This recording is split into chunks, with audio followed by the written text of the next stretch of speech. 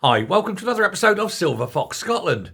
There is a major housing developer called Moda Homes. It specialises in building homes for rent, usually for sort of social housing, but also commercial rents as well. It's how it helps pay the bills. But it's saying that a new law coming through in Scotland that involves rent controls has effectively meant no developers at all, will want to build in Scotland. Investors are already turning away. When you have rent controls, you cannot get your money back over time, at least not as quickly. And so the developers are saying, well, no, why should we invest there and wait 30 years for our return when we can invest in, say, England and get that return in maybe 15 years? That's how these things work. And so nobody's building, nobody's investing, nobody is interested in building in Scotland. It's one of the, quote, unintended consequences of rent controls, of which I have spoken many times, both here and on the main channel. You cannot impose rent controls and expect people to rush in to the market. It won't happen. Rent controls are a complete no-no. And indeed, what you will see over time is more people leave, fewer rental properties. And of course, one of the other side effects of rental control, and this is a weird one, is it puts rents up even faster than before. People will always go to the maximum. That's the rent control level. That's how much I'm putting it up. Rather than having a good tenant saying, well, this is where we go. I'm not going to, I'm only going to put it up a little bit this month just to keep you, that sort of thing. What they'll do is it forces people to always push to the maximum because they don't know what's going to happen in the future. So, yeah, brilliant idea. Let's go and do rent controls. Let's look. Where's it worked before? What do you mean it's never worked before?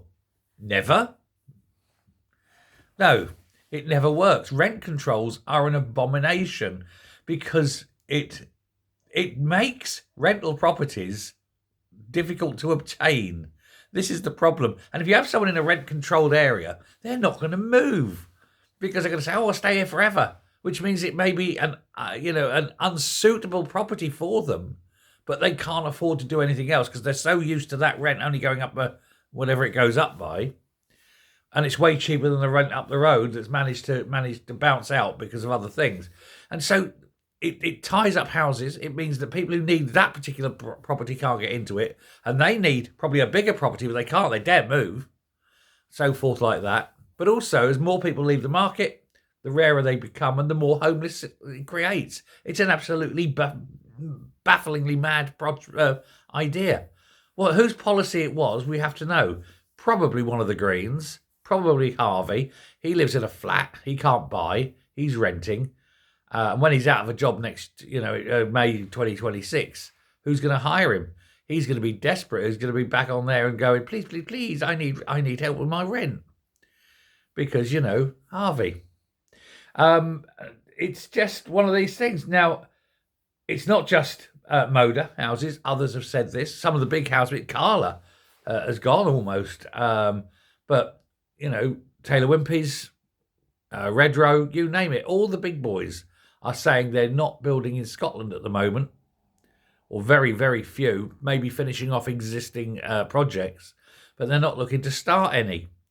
Because on top of this, of course, you've got all new homes now have to have heat pumps, and nobody's going to buy them because nobody wants a heat pump. Well done, SNP. Kill the Scottish house building industry and create the perfect storm for homelessness.